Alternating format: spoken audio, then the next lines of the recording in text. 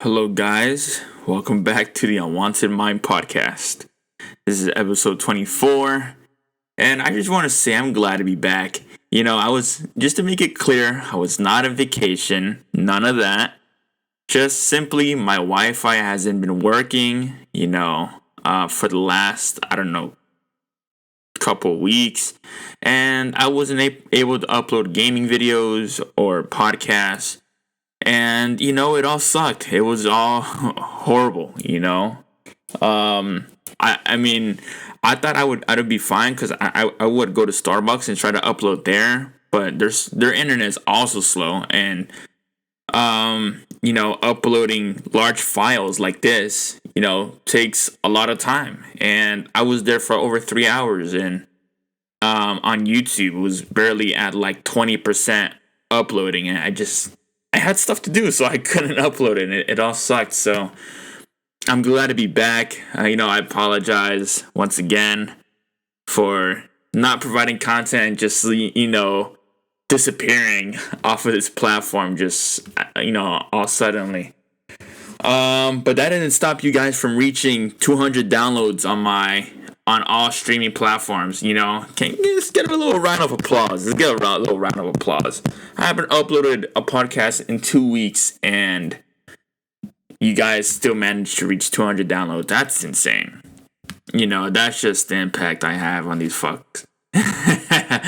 No, but in all seriousness, I really do appreciate it.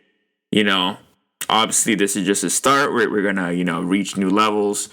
We're gonna hit 300, 400, and we're just gonna keep hitting new numbers, new heights, and we're just gonna keep celebrating to it. I might take another week off. No, I don't plan to take any more breaks, dude. This shit has actually been fucking depressing as fuck. I could not be able to upload videos. It sucked. It all sucked.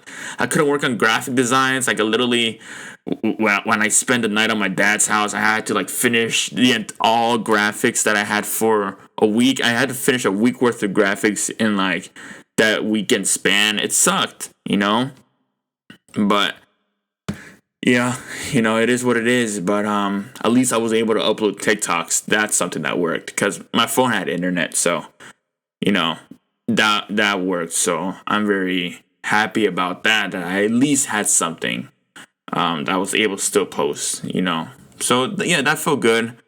But yeah, once again, I apologize. It was really out of my control. I really, I really just had no control over it. So I'm glad that it's working now. I pray that it stays working, forever. And yeah, I hope you guys are doing good. I haven't fucking talked to you guys in a minute. A lot of news has happened, and it sucks because I haven't been able to report it. I was gonna talk about Beyonce's album and stuff, but now it's all old news, and now I can't talk about it. I can't talk about Logan Paul's SummerSlam, because it's all old news, so it fucking sucks. But at least there's new, fresh not content, but fresh new news that has been reported, and I'm here to report it to you guys. So I'm very happy that I'm able to do that, today, right now, and hope you guys, stay throughout the whole podcast and listen to through everything that I will be reporting, because there's a lot of big topics for today's podcast. There's a lot of stuff that happened this past week. So, without further ado, let's fucking get right into it. All right. So for the list of topics I have for today, in no exact order, because I haven't created a thumbnail yet. Since I have created graphic designs already, I wanted, something to do, so I'll be creating the thumbnail later tonight. So yeah, obviously this podcast is also going up later because I barely got internet last night, so I wasn't able to record a podcast that night. But I was fuck it, I'll still record a podcast. I'll post a podcast a little late. I'll post on Thursday instead of Wednesday, and I'll still upload a gaming video on Friday. So so for the topics I have for this podcast in no exact order, we got Jennette Mccurdy She released a new book titled "I'm Glad My Mom Died." Yeah, very controversial. You can tell based on that title. That's, yeah, I'll be getting into that. The Breakfast Club. If you don't know what the Breakfast Club is, it's like a radio show, hosted by Angela Yee, DJ Envy, and Charlamagne the God. Some folks you may know. Yeah, I mean, their show has ended. After, I'm pretty sure it's been going on more than a decade, right? I didn't really see it yet. See how long their runtime is, but yeah, I mean, this is sad news, bro. I used to watch their show all the time. Like, I would like study their interviews, like artists that they interviewed, like Jay-Z, Kanye West, Russ, like the list goes on. I would study their interviews just to pick up any advice or any any gems they were dropping, and just use it to my advantage towards what I do.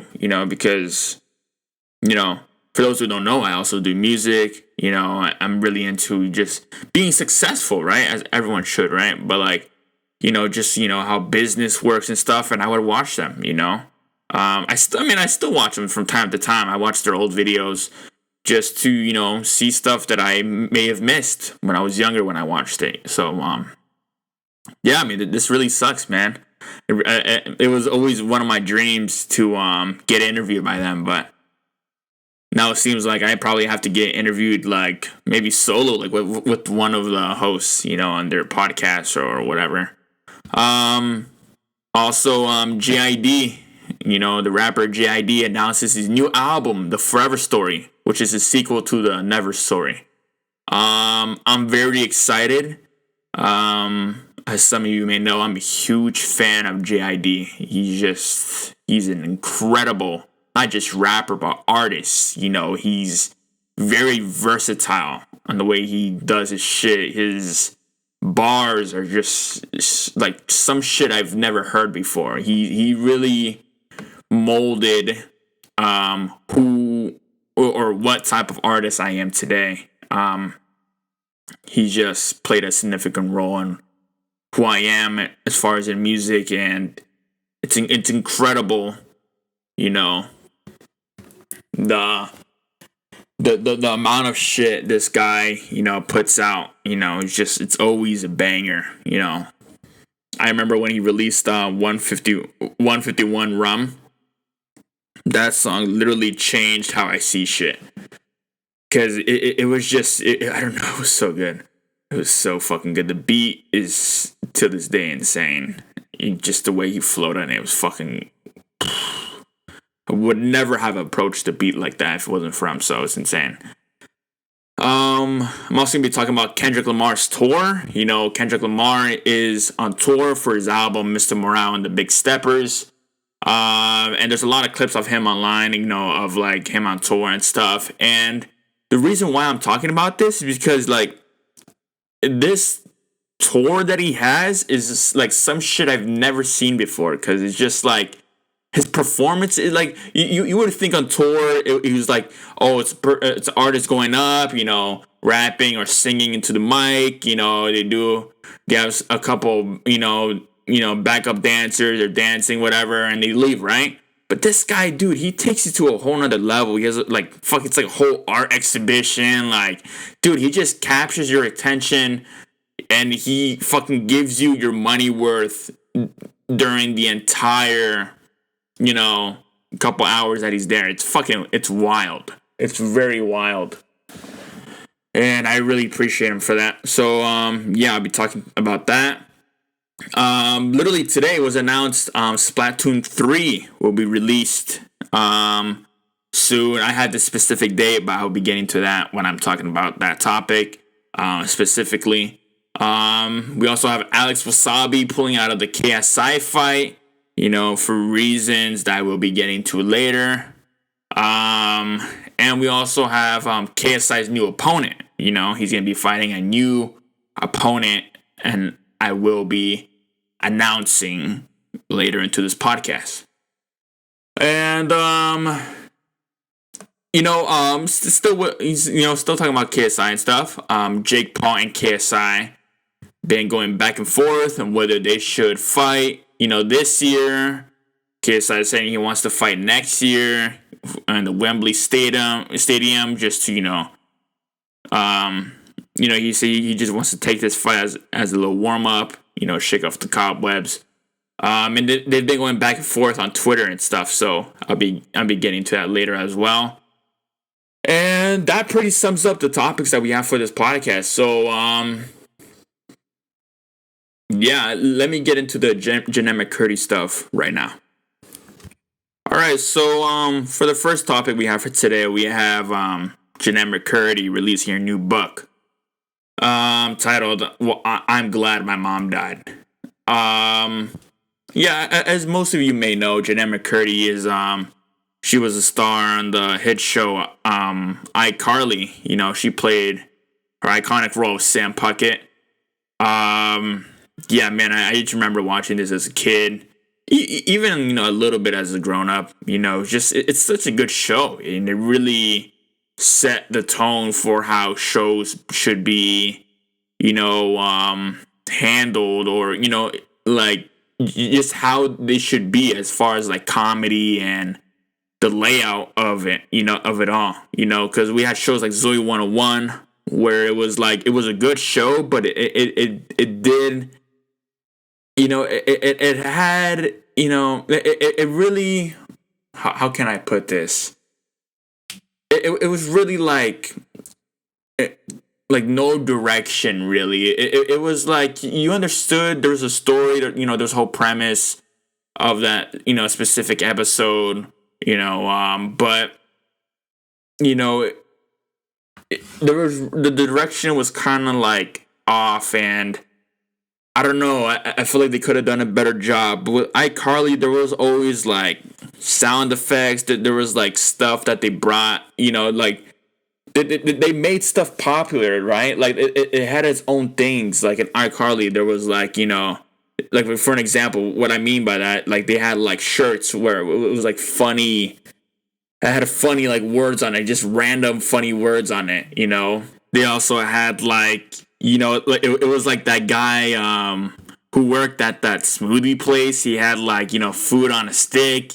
It kind of like introduced like I don't know. It like, I guess it was kind of innovating, even though people don't really do that. It was pretty cool to see that, also like the technology that they had there, like they had the pair pads, and I remember there was like a couple episodes where, like those devices could do like cool stuff. Like, I don't know, like they really introduced and pretty much kind of predicted a lot of stuff that we have today, as far as like, I don't know if they really introduced emojis and stuff, but they had a lot of stuff, and it was funny, and it was just, spaghetti tacos as well. Spaghetti tacos was something they introduced, and I wouldn't say it's popular, but I have seen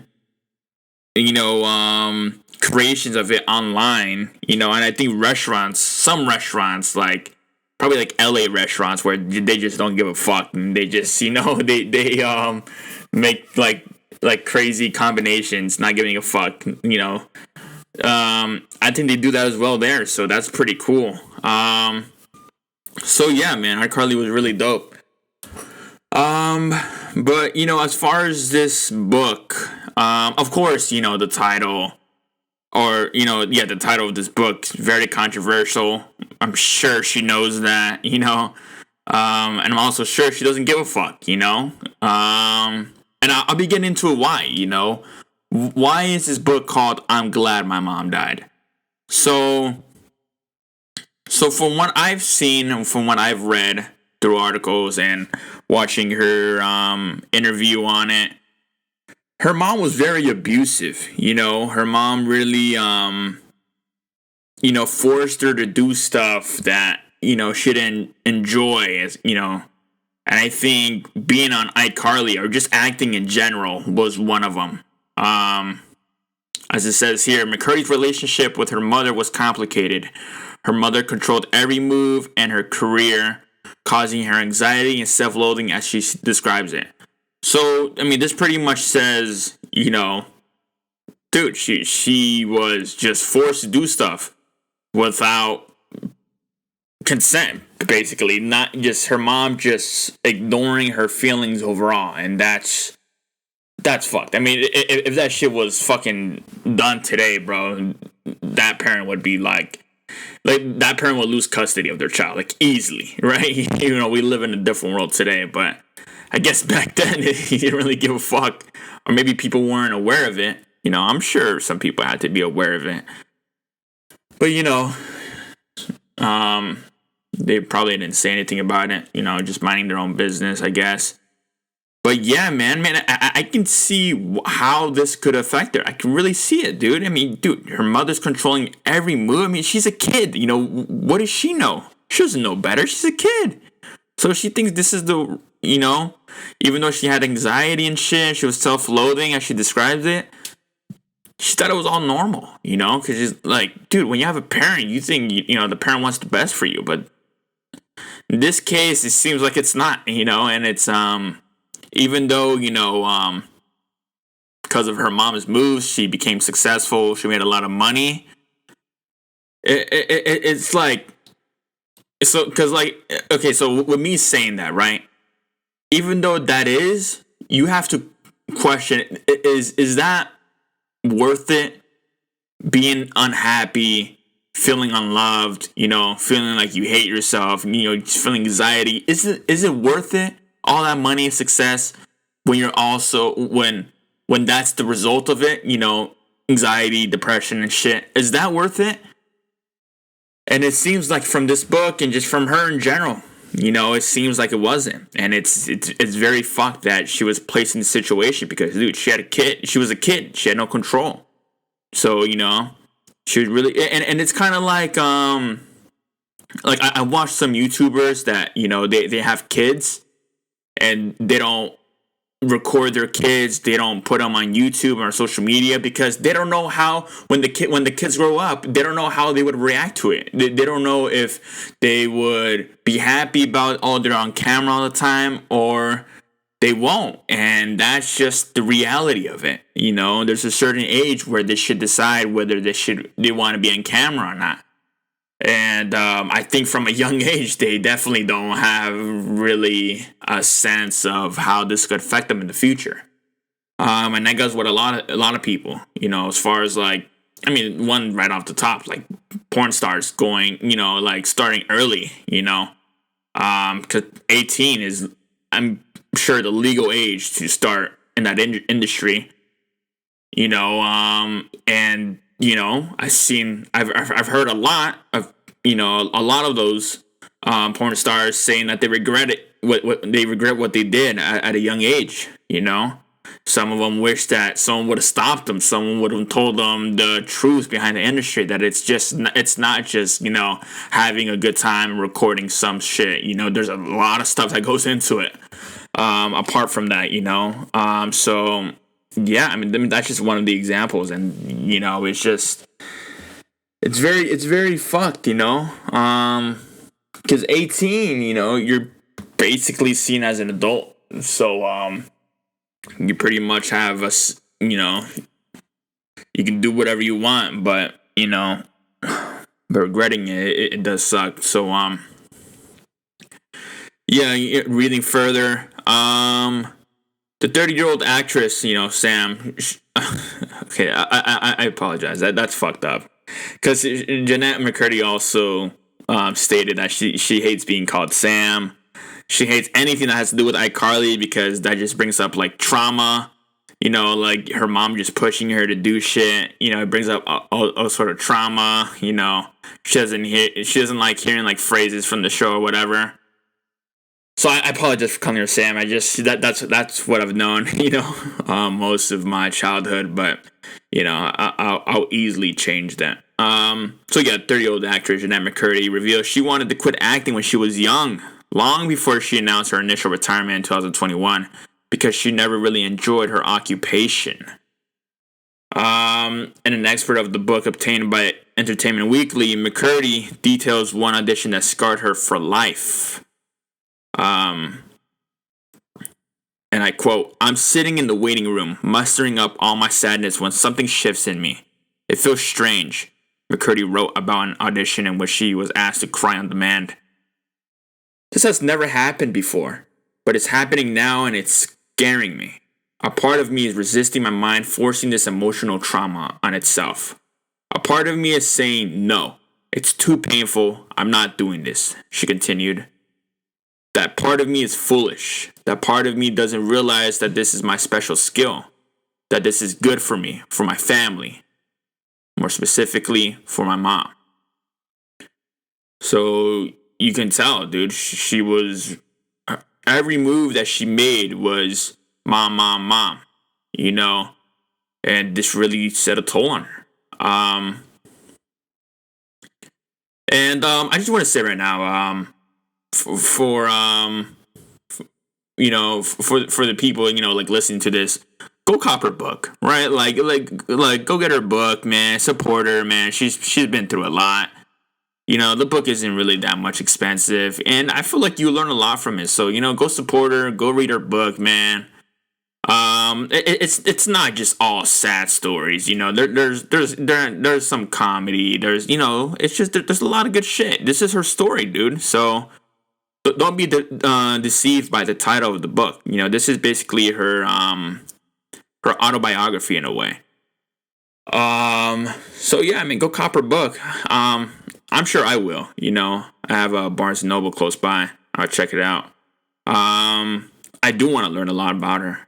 She seems like a really sweet person, and dude, I mean, I'm just surprised, how sweet she is dealing with all this shit. You're right, like she still remains a sweet person with all the shit that she's dealt with. It's insane, and that always surprised me by people that just remain so kind and so happy and so kind towards others, and dealing with a bunch of shit. It's insane. I feel like I couldn't do that, But let me continue reading. After the audition didn't go as she wanted, the young actress tried to tell her mom how she felt, admitting that she didn't want to act anymore. So, not only did she not want to act anymore, she knew how she felt about it. She knew at a young age that, like, this is not for me. Like, I do not want to do this. This is literally not for me. And her mom just completely ignoring how she felt.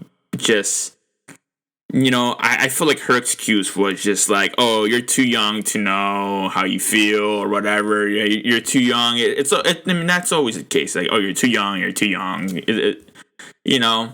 And that should not be how shit is handled, bro. Like on a real note, man, it's just like you always have to take, how someone feels, what their emotions is, just completely, you just gotta, you can't ignore that kind of stuff, man. If someone's telling you how they feel, that's how they feel. You can't judge them for it. That's how they feel about it. But yeah, man, that's insane. Especially your mom, dude. Your mom saying that, like, oh yeah, I don't care how you feel. Like, what? It's just, I just couldn't imagine that, dude. I have such a sweet, good mom. I couldn't imagine her saying that shit to me. That's fucked. And I'm sorry, and I feel sorry, for people that have to deal with that shit, Because it's not just parents, there's also family members, that could weigh you down, or close ones, maybe friends or some shit. So, I mean, I think with friends is a little easier, because you can easily just, like, get away from them and just not be friends with them anymore, never talk to them. But with family members, they're always going to be there. So it's, it's definitely a touchy subject right there. So, continue reading. Her mom reportedly freaked out and guilted her into not quitting. So not only did she ignore, ignoring is one thing. Like, ignoring is just like, even though it's fucked, it's like, well, at least she's not like cursing me out for it, right? Like, I could still tell her, like, it's like I'm speaking to a wall. Like, I can still say shit, but like they won't respond. But like, she didn't ignore it, bro. She like freaked out. It's like, oh my god, I can't believe you're saying this. It's like, what? I'm telling you how I feel, and you're gonna freak out? Like, damn, dude, that's insane. And not only did she freak out, she guilted her into doing it. She probably said shit like, oh my god, you don't care for your family, you don't want to make money for us, like, you still want to see me working, you don't want to put me in retirement, like, dude, at a young age too, man, that's too much pressure to put onto someone, man, especially that young, man. In general, that's fucked. Putting that much pressure on someone, dude, damn. I mean, I don't want to go to, like, extreme situations, man, but that can, like, make someone fucking end themselves, dude. It's just, like, it's too much, man. Especially upon a kid, man. That's not right. I can't believe I'm reading that. That's fucked.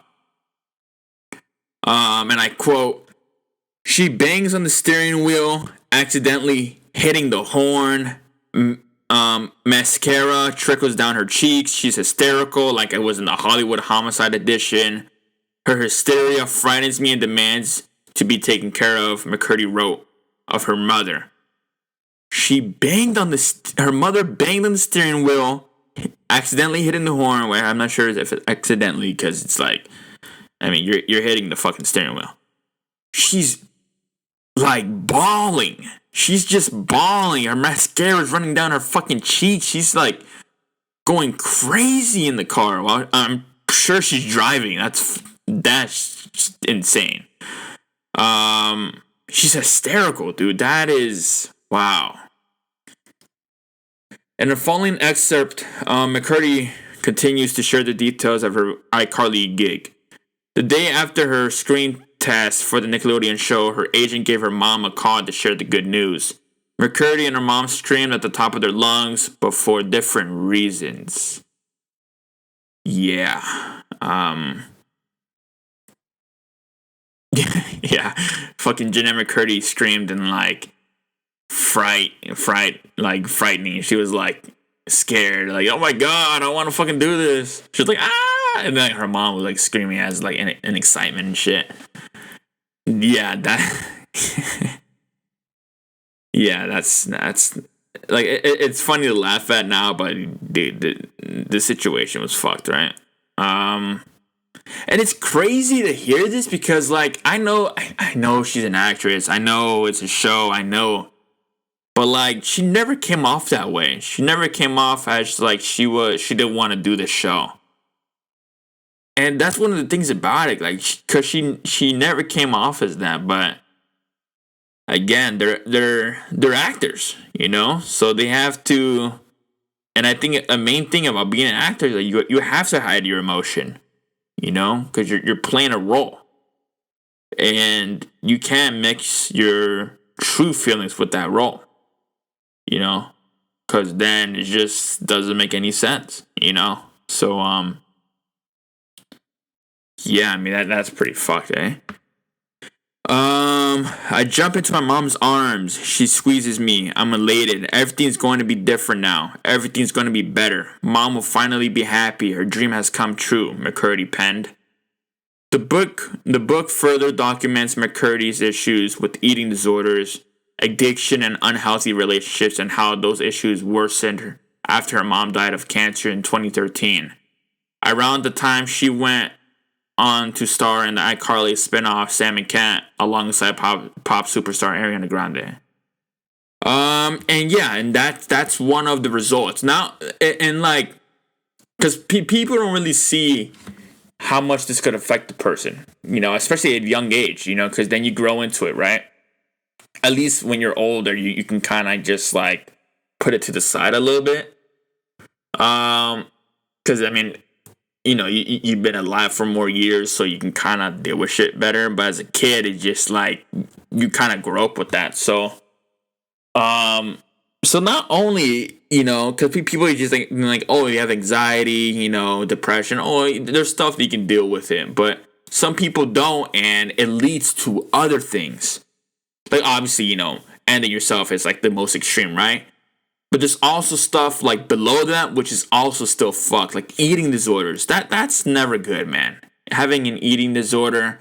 Like, I'm not judging people who have that, because obviously we have all different reasons. And I mean, dude, I can't judge you for that. Like, I still love you. I support you for what you're going through. Just, I'm just happy that, you're alive and, you want to do better for yourself. But it's just like, yeah, I mean, it leads to eating disorders. She had addiction, unhealthy relationships. Like, dude, it caused a lot of things. And it's just, man, I don't know, man. It's pretty fucked, man. And it's just, I'm happy that she's like, I hope she's out of it now. Like, she doesn't have any of those problems anymore. But, she really turned a negative into a positive, right? She really found, like, good solutions. Because, like, I feel like, like, with her addiction and stuff, just as one of the examples, she had that because she wanted to find an escape of how she felt, But then she started realizing that, like, doing stuff that's not healthy for yourself is not the way to go about it. And she learned to do stuff that's good for yourself. It makes you feel better in a healthy way.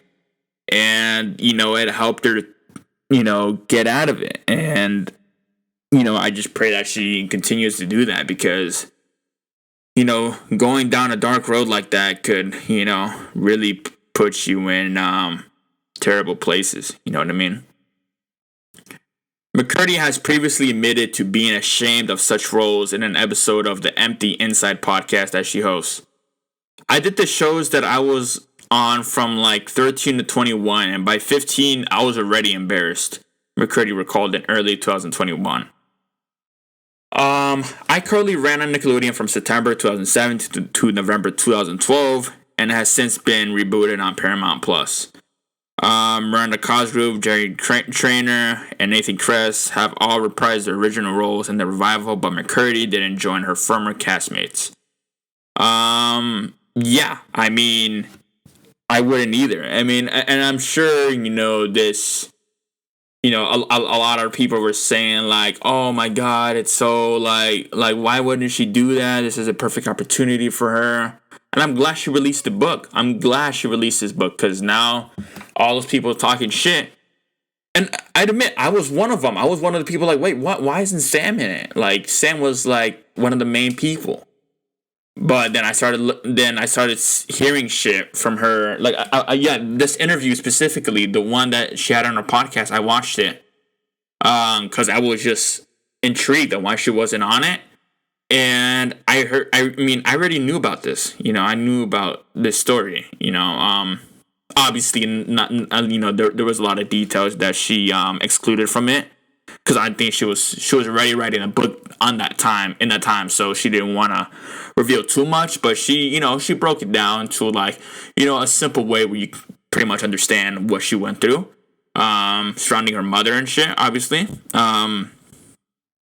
But yeah, I mean, she said that she just, when she's acting, it just brings up all sort of trauma for her. And it's just, I mean, if that's the case, why would you want to do that? You want to do stuff that makes you feel happy, makes you feel good. If that's the case, for doing it for a bag, like, dude, come on. Really? Jennette McCurdy's she's set, dude. She doesn't have to fucking do a reboot. Right?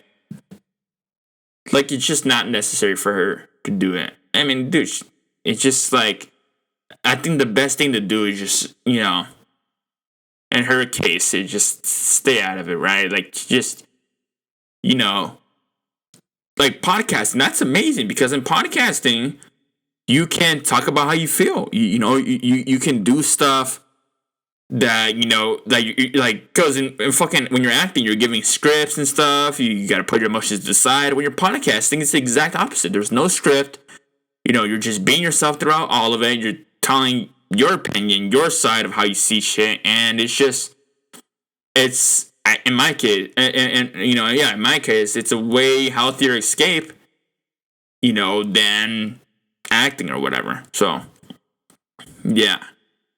Her book, I'm Glad My Mom Died, will be available where books are sold starting August 9th. So for me, today's August 10th. For you guys, is August 11th. So yeah, I mean, either way, the book has came out. Make sure you go cop it. Make sure you just leave some good reviews if you can. Because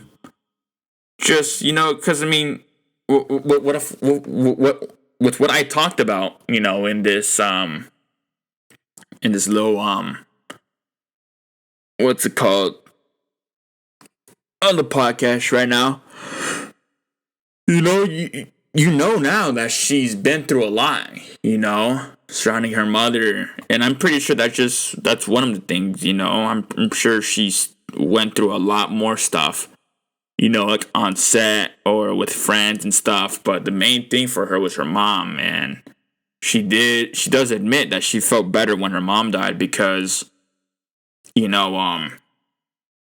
she didn't feel like she was under control anymore. And that's, even though for some people that can seem twisted, being like, damn, you're really wishing your mom died, you really got to understand the situation that she was in. So a lot of people listening, they probably have good moms, they probably take care of you, so when you hear shit like that, you're like, wait, what? I wouldn't want my mom to die, And I'm the same way, dude. I'm the exact same way. I wouldn't want that shit. But, like, you gotta understand, dude. You just have to understand that that's not the case for everyone. And she's one of those people that she just had a mother that treated her like shit. And, the best thing for her was that she just fucking disappeared. And, if that makes her feel better, I mean, how can you judge her?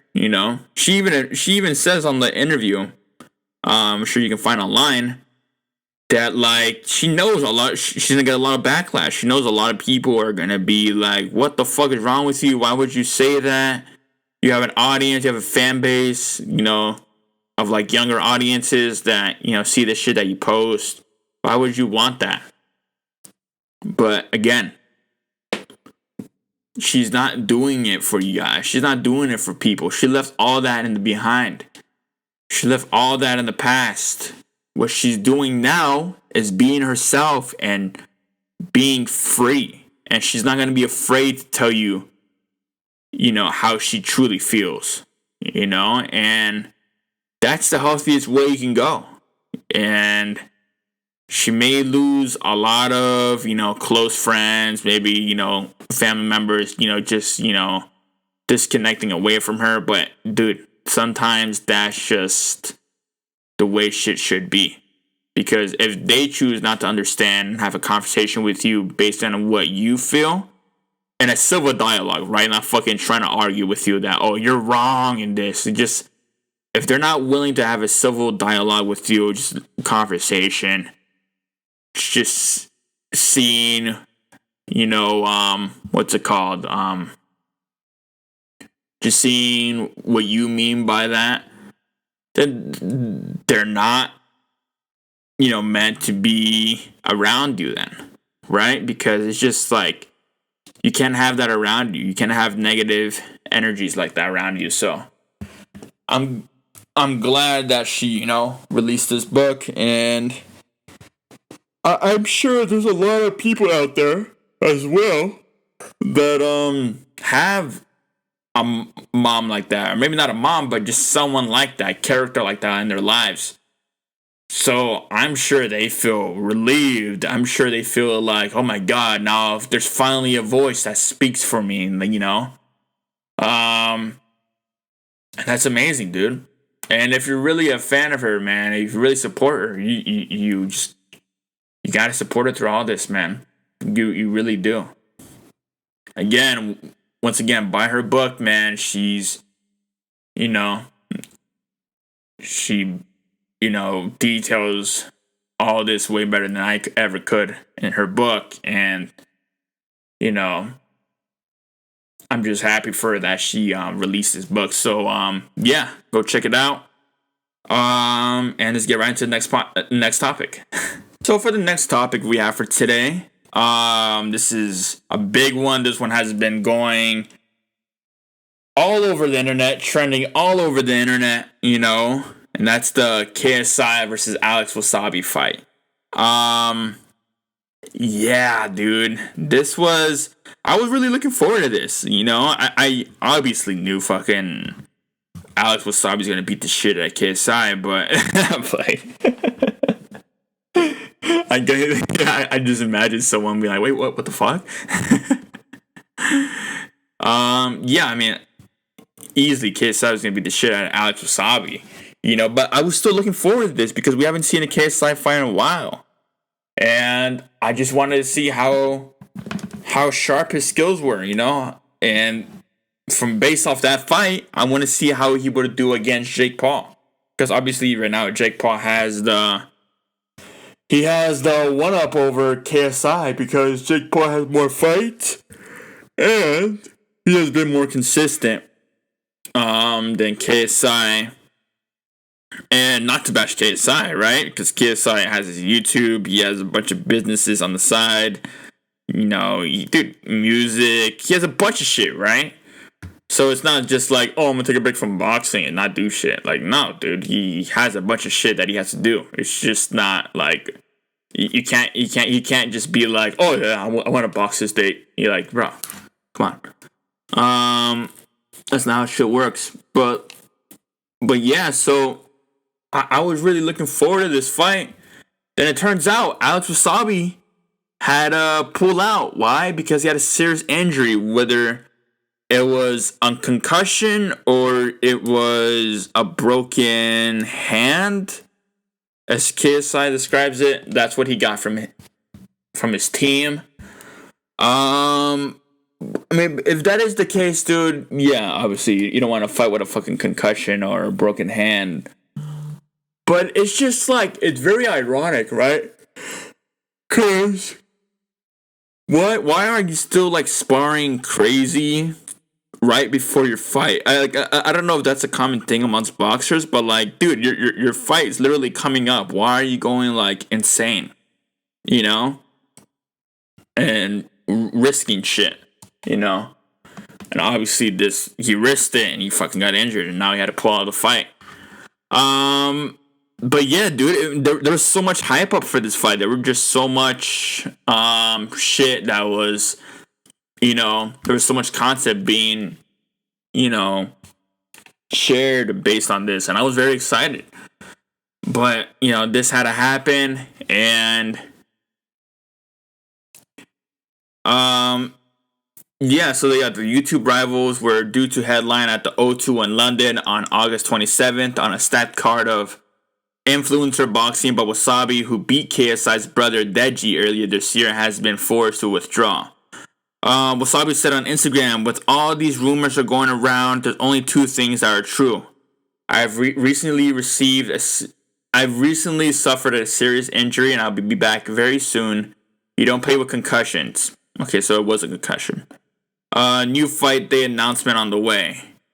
KSI rejected Jake Paul's offer to step into the fight.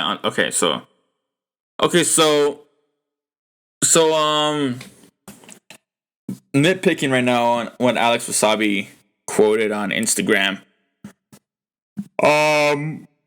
He says he will be back very soon, which I don't disagree with. Like, I think he will be back very soon, but I don't think he'll fight KSI, especially in the fucking main arena, right? Like, this is not up to Alex Wassabi. Like, Alex Wassabi he can't just be like, oh yeah, I'm gonna fight, you know, or I'm gonna fight Alex, or I'm gonna fight KSI on a new day. Like, no, dude, this is KSI is the A side, buddy.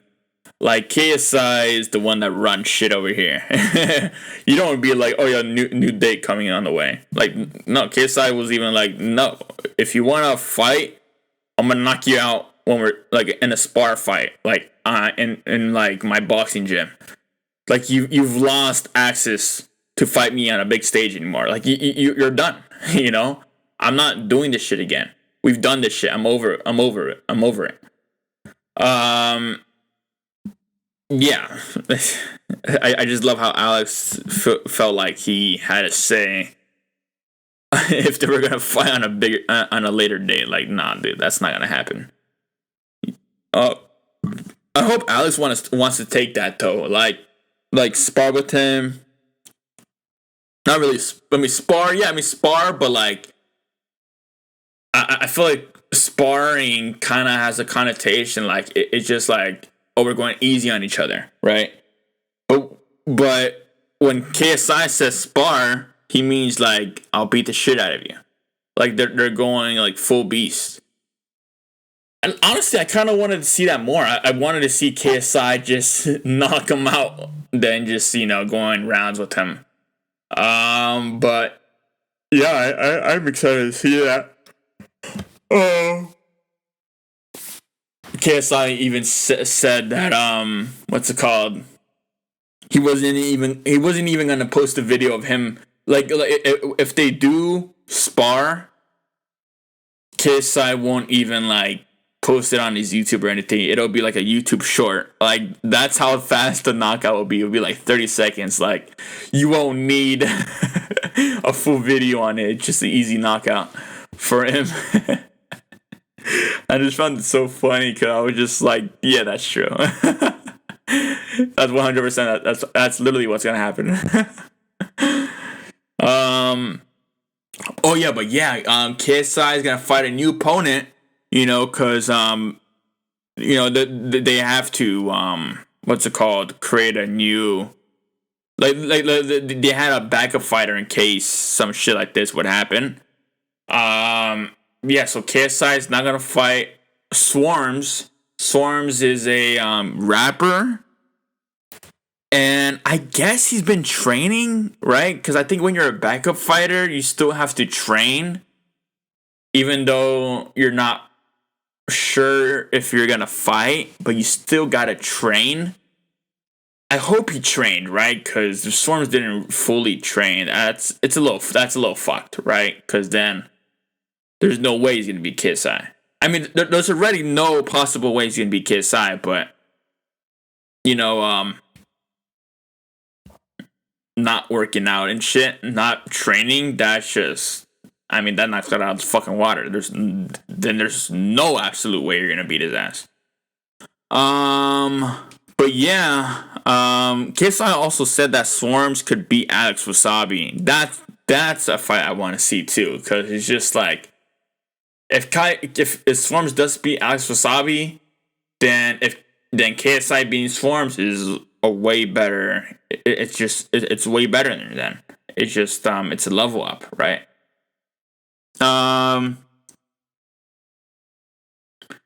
Yeah, so what else is here to read? He tweeted, I will honor my word to my fans and to my opponent because my word means something unlike yours. The show will go on August 27th, and you and your MVP won't have okay. Oh, I'm reading Jake Paul. Okay, so I'm skipping ahead a little bit. I apologize. So yeah, KSI and Swarms. For those who don't know Swarm, or I already said he was a rapper, but the reason why they're gonna fight is because they've had beef, like kind of like how Alex Wassabi and KSI had beef.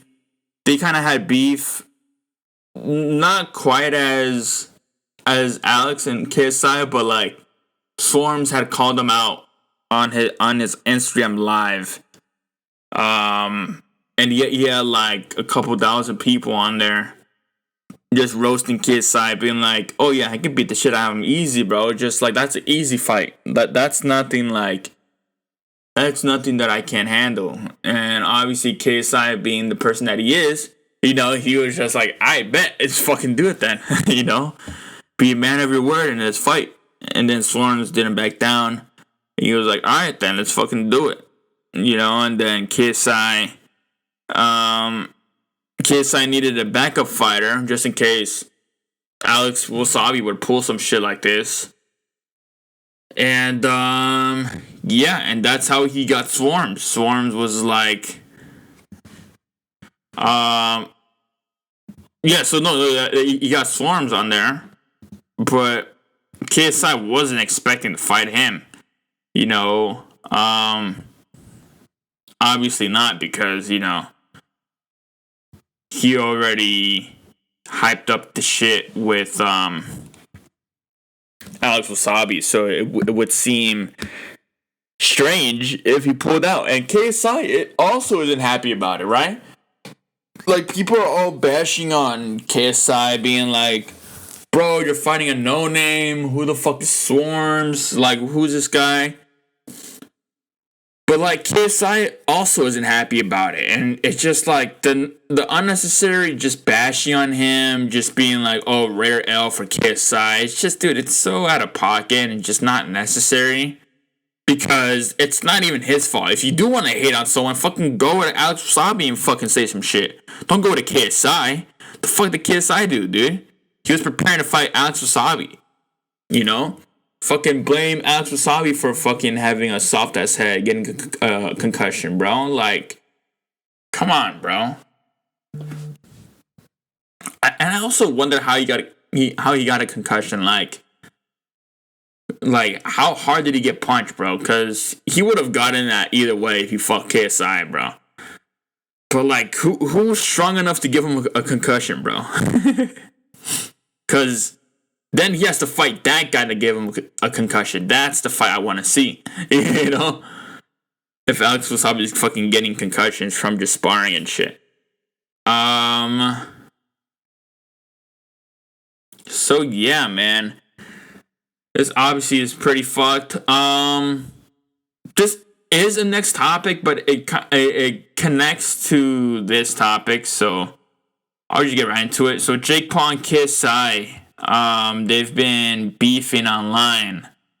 So obviously Jake Paul, he's heard that KSI will no longer be fighting Alex Wassabi.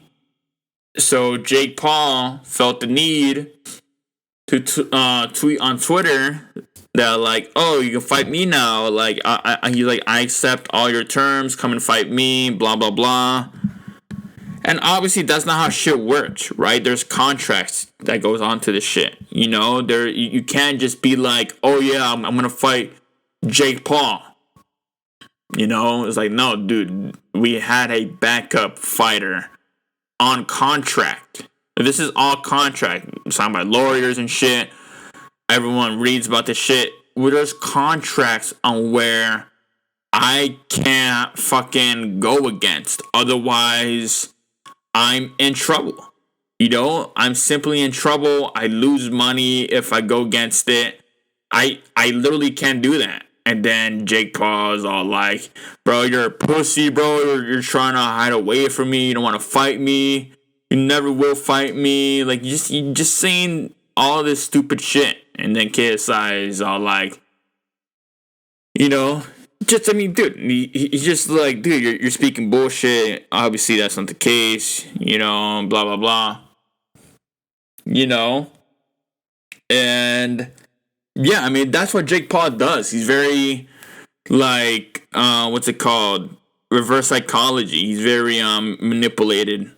He loves to manipulate his audience and being like, bro, look at KSI. He's a pussy. He doesn't want to fight me even though I accept his terms. Like, he'll be A-side or whatever. And then everyone just being like, they're falling for Jake Paul's shit. I knew from the jump that, this was bullshit. And that it couldn't be, it couldn't just happen that fast, right? KSI being like, all right, let's fight, because it's not really up to him, right? He's like signed with like the Zone and shit, which is like a boxing, franchise or whatever. So he just be like, oh yeah, let me fight him, there's contracts and shit. So Jake Paul knows this, and that's the thing. He knows this shit. He knows that there's contracts. He knows there's shit like that. I mean, Jake Paul was the same way. Jake Paul, Tommy Fury pulled out, so you had to fight the whatever his name was, the Hakeem Raj, just fucking whatever. He had to fight that guy. So he knows that there's, backup contracts and shit, but there's not much you can do about it. So obviously that guy pulled out as well. So Jake Paul was like, "Fuck, now I'm not fighting anybody," And it's so he definitely took a loss there. So then he tried to fucking, take down KSI. So it's just like Jake Paul will forever be the biggest bitch ever, bro. He's just like he's a bitch, bro. And that's really what it is. He just likes to manipulate people and just fucking, that's what he's good at, so yeah, man. And KSI even said that, he'll fight Jake Paul next year. So it's not even like, oh, I'm trying to dodge away from fighting you. KSI was even like, yeah, I'll fight you, but next year in the Wembley Stadium. Let's fucking build up hype for the shit. Let's fucking build up content for the shit. Like, let's do interviews. Let's go face to face. Let's do weigh-ins. Let's not rush shit, Good shit does not occur when shit is rushed. You gotta fucking build up to it, So there's no hype build up for it. Obviously, there's already hype for it. There's already, people already say kids average Jake Paul. But, dude, imagine that when they release a date for it and then there's a bunch of hype building up for it. Dude, that's going to be insane. So, like I'm saying, dude, you got to be patient. You got to wait, bro. You just, good things does not occur when shit is rushed, bro. And that's literally, that's literally what it is, You just gotta be patient with it, bro. And it's like, and I feel like that's good because then that's like, it gives you a lot of time to like warm up, you can train more for it. I know Jake Paul and KSI are like ready and shit. I know they're ready. They can fight each other whatever time, but just like, dude, just let's build up to it first, right? Let's not rush shit, But obviously, their fans, the majority of their fans are like young kids, so they're like, fucking yeah, they'll fight right now. Like, they don't give a fuck. They want shit now. But dude, I'm telling you, bro, when shit is, when shit is built up, dude, it's so much better. And it's like, it's just better to do shit that way, you know what I mean?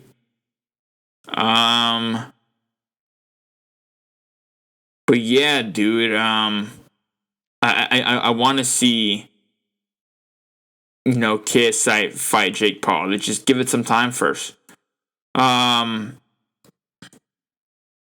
So yeah, he tweeted, "I will honor my word to my fans and to my opponent because my word means something unlike yours. The show will go on August 27th, and you and your MVP won't have a thing to do with it. Enjoy your night out, buddy," at Jake Paul. KSI is preparing for his first fight since he defeated Logan Paul in the professional rematch in 2019. The rivals first met the previous year in a white-collar bout, which catapulted influencer boxing to the mainstream. Yeah, that's facts. They paved the way for Logan's younger brother, Jake, to turn professional and amass a 5-0 record before he saw fights with Tommy Fury and Hasim Rahim Jr. collapse earlier within this month. The elder Paul brother took on Floyd Mayweather in an exhibition bout last summer will return to the ring in this December. So Logan Paul's gonna fight again. That's pretty cool. I like Logan Paul. KSI took time out of the ring to focus on his music career, but was tempted back by the prospect of avenging his brother's defeat. Deji was outpointed by Wassabi and he lost his third fight in succession and himself faces a make or break bout against Fuzi on his brother's undercard. The cancellation is the latest to rock the influencer boxing scene, with Face Temper looking for a better replacement opponent on the same show after Blueface was pulled from the event. And last month, and Isan Gibb was forced to pull out when his grudge fight with Osteg McBroom when he was not passed to fit into the compete at a professional level.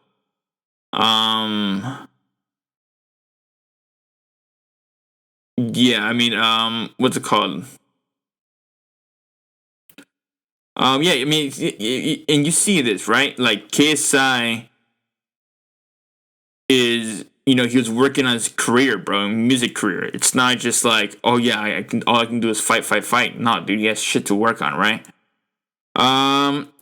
He was tempted to come back even before avenging his brother, right? Like I knew he wanted to fight again, but they just give it a bigger reason, right? Like, oh shit, you beat my brother. Oh, now I actually want to come back. So that's dope, right? But I'm sure I knew he wanted to come back either way. But this is a good way to do it. But now Alex Wasabi pulled out, so that's fucked. A fight I'm also excited for is the Deji versus Fuzi, because Fuzi looks fucking ripped as fuck. And he's gonna fight Deji, and Deji obviously doesn't have the best, streak. He doesn't have the best record, but people still cheer him on, and I do as well. I'm hoping that Deji wins, that he gets his first win, because it may be very emotional for him. But yeah, man, I want to see Deji get his first win. If he doesn't win, man, I'm not gonna be ashamed. Just accept that boxing is not for you. Just accept it. It's fine. There's so much other shit to do. Just accept that boxing is not for you. It's as simple as that. But yeah, I want to see Deji win, dude. I love Deji. And I think he'll be good at that. But yeah, dude, I'm very much excited for this fight. I honestly can't wait for Jake Paul and fucking Kid Setup fight either, bro. Cause like, I can't wait, and it'll be better if we do wait. But like, fuck, dude, I do want to see him fight so bad. Cause they completely hate each other, bro. They really just do not like each other, bro. Like they literally can't like see each other, otherwise it's on site. But yeah, bro, this is exciting. Yeah, let's get right into the next topic, because I've been talking about this topic for a while. Yeah, so I'm gonna kind of go through these, pretty swiftly, because I kind of have somewhere to go right now. So let me just say the most important pieces of this. So next topic we have is it's the Breakfast Club. Co-host Angela Yee announces her departure. But this pretty much, means the end of the Breakfast Club. Confirmed it on Wednesday morning that she'll be leaving the program. However, she's staying in the iHeartRadio family to launch her own show. And see, that's good, man. Having her own show, that's dope. It's gonna make her a lot of money. I'm sure people are still gonna watch it. This is good. I feel like this is a good move. There's sometimes there's moments where you just gotta accept that you've been going on for too long. The show has been going on for too long, the Breakfast Club, and sometimes you gotta do new shit. Not only that, but just like new shit that's like fresh and give you another. It'll give you more motivation, right? Because now it's your own show. You can come up with new ideas. You can do other stuff that you couldn't do on the Breakfast Club. Like that, this is dope, and I think that's a good move for her. And yeah, man, I am. Even though it does suck, but at least we were left with a lot of memories. There's definitely a lot of memories, a lot of moments that you can clip, highlights of the show. There's a lot of moments, so I'm happy that we got that from that show. Angela Yee definitely played a big part on that show and really kept shit, cool. While fucking Charlemagne the God, would always go at it with, people that he was interviewing and just outlandish opinions. So that's dope, right? Next quick one, we got GID finally sharing his release date for the Forever Story. So yeah, Forever Story is a sequel to the album, The Never Story. Very excited, dude. I love this album. He also released a single of this album titled Dance Now, and it's pretty hard, It's still the GID that we know, and just his rapping ability is fucking wild. So yeah, dude. With Kenny Mason, yeah, JID seems to work very well with Kenny Mason, so that's dope. And it's on what's it called? Crystal. It's on a Crystal beat. So yeah, man. That's very exciting. So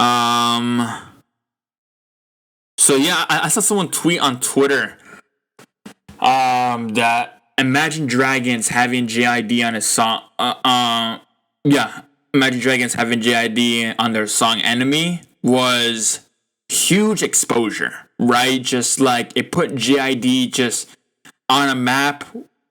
It just put him on the map, right? A lot of people didn't know who he was. He was still underground, and this really put him on the map. So I'm very happy that he's finally getting the attention that he deserves. And this is perfect because not so long ago that song came out, and now his album is going to come out. It's kind of perfect timing, so that's dope, man. And people really love this verse. I remember my mom was like, "Oh, who is this?" And I told her it was JID, and she was like, "Wow, he's really good. He reminds me of like Eminem, the way he raps." I'm like, "Yeah, yeah, I totally agree. Finally, someone understands." So yeah, dude, that's dope. The next album, The Forever Story, is the best shit I've ever done in my life. JID said, "Every step I've taken was worth it, and our blocks are building." Yup. You love to hear that from an artist, dude. Oh, okay. So the photo that JID revealed on his Instagram is the album cover. I thought it was the cover for Dance Now. Oh, so this is his album cover? Okay, this is pretty hard. It's a pretty hard album cover. I fuck with it. Okay, so yeah, it was shot by Nazca Demini. On the cover, JID is seen standing in the middle of a crowd containing people from all walks of life. Obviously I can't show you the album cover, but yeah, I mean, just search up JID, The Forever Story album cover, and you'll easily find it. It's pretty fire, I like how it's like kind of what is this considered, like aerial view? I don't know, but it's just like you can see everyone standing and shit, and JID right in the middle. Yeah, I mean, that's fire, dude. This is really fire, and I'm very excited for the album. Most importantly, the music that comes with it. Hopefully J. Cole's on it. It'll be dope. I honestly, like, do you guys think JID lives in the shadow of J. Cole? Because I don't think he does. The same way like Kanye West doesn't live in the shadow of Jay-Z. They both stand out for themselves, and I mean, especially fucking Kanye, right? But like, I think JID really has a name for himself now. Like I've never seen him living in the shadow of J. Cole. Like, I knew he was son of J. Cole. I knew J. Cole was the biggest he's the bigger artist on their, label, but JID definitely stands out. Like, I don't know. For me, that's not a question. But how do you feel about it? Like, do you think JID lives in the shadow of J. Cole? Like, I don't know. I think Boz kind of does. I'm not gonna lie. I think Boz kind of does, but, I still love Boz, though. That doesn't, diminish or whatever. So yeah, I mean, I've talked about 4 topics for today. Obviously, I wanted to talk about more shit, but I kind of got somewhere to be. So Yeah, I mean, I'm glad to be back recording podcasts. Right now the internet seemed to have not worked right now, so hopefully it goes back up. Because if it doesn't, oh boy, I don't know if I can deal with this shit, bro. This is it's gonna be depressing. But yeah, wish me luck. If you're listening to this podcast, it's obviously it's gone up and it's all resolved. So yeah, let's cross our fingers and hope for the best. So yeah, yeah, what's it called? I hope you guys enjoyed the podcast. Yeah, I mean, all my links are in the description. If you're watching this on YouTube, if you're watching this on streaming platform, Instagram is where is Unwanted Mind, TikTok, it's Unwanted Mind. We're currently at 19.2 thousand on TikTok. 2 new TikToks every day, just in case you guys don't know yet. Follow me on my Snapchat. I post exclusive stuff on there.